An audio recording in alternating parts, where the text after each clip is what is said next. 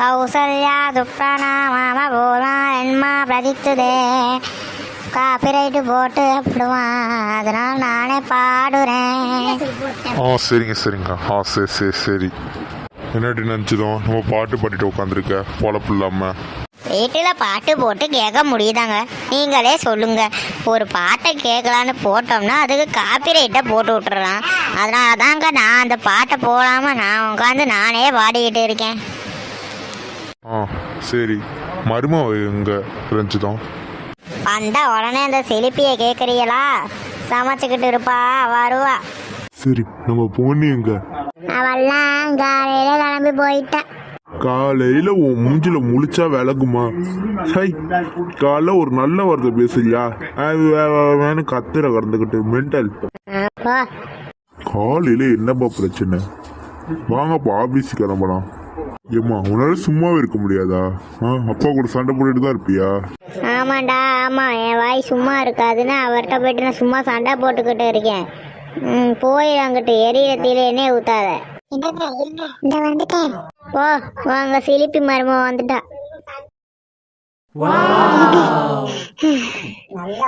போயிட்டு வாங்க. சரிம்மா, பார்த்து போயிட்டு வரேன். பார்த்து போங்க மாமா. சரிம்மா மருமவளே. ஏன்டா மனுஷன் இங்கிட்டு கண்ணை மூடிட்டு போற? டேய் பையா, இங்க ஒரு துரதிருஷ்டசாலி ஒரு பைத்தியம் உட்காந்துருக்கு. அது மூஞ்சில வளைச்சா அன்னைக்கு முழு விளங்கவே விளங்காது. என்ன அப்படியே கையை வச்சு அப்படியே பிடிச்சிக்கிட்டு வெளில வரைக்கும் விட்டுரு. ஓ, அந்த அளவுக்கு வந்துட்டியா? போ போ. நான் துரதிருஷ்டசாலியா மருமும் துரதிருஷ்டசாலியான்னு பார்ப்போம். ஏன்பா அப்படி வயசான காலத்துல லூஸ் மாதிரி பண்ணிக்கிட்டு இருக்க? போடா போடா, இந்த மூஞ்சியை பார்க்கறதுக்கு பார்க்காமலே இருக்கலாம். சரியக்கா, நான் போய் சமைக்கிறேன். என்னாலேயே இந்த குடும்ப கெடுதுன்னு என் புருஷன் நடக்கிறான்ல, இவளுக்கு என்னைக்கு கருத்து விடுறேனோ அன்னைக்கு தான் எனக்கு நிம்மதி. ஒரு நாள் நான் பண்ற கொடுமையில நீ இந்த வீட்டை விட்டு காலி பண்ணாம போறியா இல்லையான்னு பாக்குறேன். ஒரு 2 மணி நேரத்துல முடிச்சிடுவேன் சார். என்ன ப்ரோ, வேலையெல்லாம் முடிஞ்சிருச்சா? கொஞ்சம் அமைதியாங்க. சரிங்க சார். வேலையை முடிச்சிடுறேன் சார். சரி சார், வைக்கிட்டா சார். வேலையெல்லாம் முடிஞ்சிருச்சு. போதும். என்ன வேலை? வீட்டுக்கு கிளம்பலாமான் இருக்கேன். என்ன ப்ரோ சொல்றீங்க? மதியானம் 1 மணிக்கு தான் அந்த கம்பெனில வேலை விடுவாங்களாம் வீட்டுக்கு. நீங்கள் வந்து 2 மாதம் தான் ப்ரோ ஆகுது. நான் அந்த கம்பெனிக்கு வந்து 3 வருஷம் ஆகுது.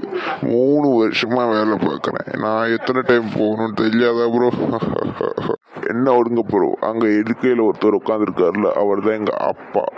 அவர் வந்து இந்த கம்பெனிக்கு வந்து 18 வருஷம் இருக்குது. சரிம்மா ப்ரோ?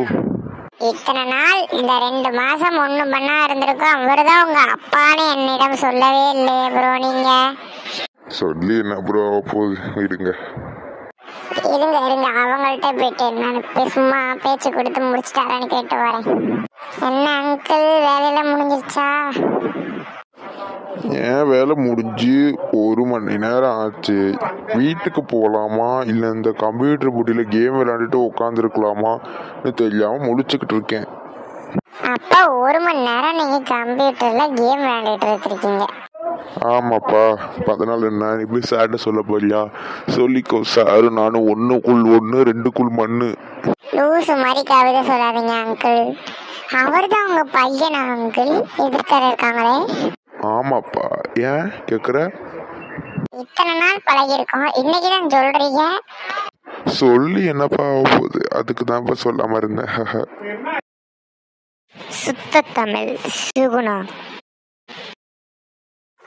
நான் இவ்வளவு நேரம் அமர்ந்து உட்கார்ந்திருக்கிறேன், இன்றும் யாரையுமே காணவில்லையே. என்னக்கா சுகுணா அக்கா தனியா மரத்தடியில உட்காந்துருக்கீங்க? கம்பெனி கொடுக்கட்டாக்கா? கூடம்மா, தனியாக உட்கார்ந்து போர் அடிக்கிறதே என்று நினைத்து கொண்டிருந்தேன். தேவதை போல் வந்தாள் சுமதி. வந்து உட்காரம்மா தாயே, உட்கான்றுகள். என்னக்கா வீட்டில் என்ன சமைச்சிங்க? நான் என்ன செய்தேன் என்று கேட்கிறாயா? நான் வீட்டில் புளிக்குழம்பும் உருளைக்கிழங்கும் செய்தேன். உங்கள் வீட்டில் நீ என்ன செய்தாய்? அக்கா நீங்க என்னக்கா சின்ன பிள்ளையில இருந்து இது போலதான் இத்தனை நாள் கேட்க கூடாதுன்னு நினைச்சேன். சின்ன பிள்ளையில இருந்தே சுத்த தமிழ்ல தான் பேசுறீங்களா? இல்லம்மா, இல்லை. நான் சிறு வயதில் 5ஆம் வகுப்பு படிக்கும் வரை நார்மலாக தான் பேசிக்கொண்டிருந்தேன். அதன் பிறகு தமிழ் எனக்கு மிகவும் பிடிக்கும். தமிழிலும் பேச பிடிக்கும், இங்கிலீஷிலும் பேச பிடிக்கும். தமிழை கொஞ்சம் அழகாக பேசலாம் என்று முதல் வருடம் பேசினேன். எல்லாரும் சிரித்தார்கள். அதை பேசி பேசி எனக்கும் பழகிவிட்டது, மற்றவர்களும் கேட்டு பழகிவிட்டார்கள். அதன் பிறகு நான் நார்மலாக பேசணும் என்று நினைத்தால் கூட எல்லாரும் என்னை சுத்த தமிழையே பேச சொல்லிட்டார்கள். அதனால்தான் என் பெயர் சுத்தத்தமிழ் சுகுணா. அப்போ ஒரிஜினல் பேர் சுகுணா கிடையாதாக்கா? இல்லம்மா, இல்லை, என் பேர் சுகுணா தான். நான் சுத்த தமிழ் பேசுவதனால் என்னை சுத்த தமிழ் சுகுணா என்று எல்லாரும் கூப்பிடுவார்கள். அப்படியாக்கா? அப்படியா? என்னம்மா, உங்கள் வீட்டில் உங்கள் பாட்டியம்மாள் போல் ஒன்றும் இருக்குமே, அதுதான் உங்களுடைய அத்தை. அவர்கள் என்ன செய்து கொண்டிருக்கிறாள்? அடுத்தது என்னை வீட்டை விட்டு எப்படி துரத்தலான்னு பிளான் போட்டுக்கிட்டு இருக்காங்கக்கா. உன் அத்தைக்கு என்னை போல் ஒரு மருமகள் கிடைச்சிருக்க வேண்டும். நான் அதை விட இருந்தால் அதை துண்டு துண்டாக வெட்டி வீசி இருந்திருப்பேன் அன்றே. ஏன்க்கா போக்கா? என்ன சுத்த சமையல் சுகுணா, என் மருமக கூட என்ன பேச்சு பேசிக்கிட்டு இருக்க? என்ன என்னை பற்றி தப்பு தப்பா சொல்கிறாளா?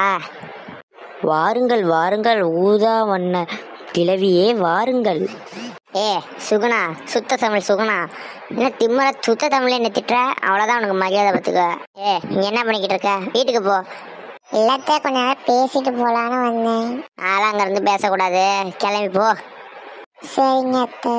இங்கே பாரு சுத்த தமிழ் சுகுணா, என் மருமவளை உசுப்பேத்தி விடுற வேலையெல்லாம் வச்சுக்கிட்ட உன்னை அன்னைக்கே துண்டு துண்டா கடிச்சு துப்பிடுவேன். எங்க துப்பி பாருங்கள், பார்க்கலாம். உங்கள் மண்டையை பிரித்து அதில் இருக்கும் மூளை என்ற பொருளை எடுத்து நான் வீசி விடுவேன்.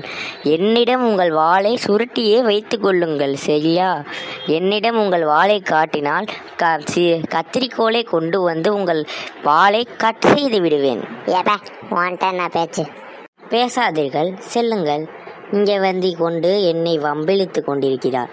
உங்களுக்கு மரியாதை அவ்வளவுதான். சுத்த தமிழை திக்கி திக்கி பேசுற, நார்மலா பேசினாதான் உனக்கு என்ன? அது என் மொழி, என் வாய், என்னுடைய உதடு. நான் எப்படி வேண்டுமானால் பேசுவேன். உங்களை கஷ்டப்படுத்தும் விதத்திலும் பேசுவேன், உங்களை நல்ல மகிழ்விக்கும் விதத்திலும் பேசுவேன். இது என் வாய், அதை பற்றி நீங்கள் கூற வேண்டாம். வந்த ஒரு பைத்தியமும் கிளம்பி விட்டது. சந்தோஷம். கொடுமை கொடுமை என்று கோவிலுக்கு சென்றால் அங்கு 2 கொடுமை வென்ற ஆடுதாம். அதே போல நான் நிம்மதியாக இருக்கலாம் என்று இந்த இடத்தில் வந்து உட்கார்ந்தால் இந்த பாட்டியம்மாள் வந்து என்னை கோபப்படுத்தினார். எவர்கிட்ட? என்னிடம் அவர்கள் மோத முடியுமா?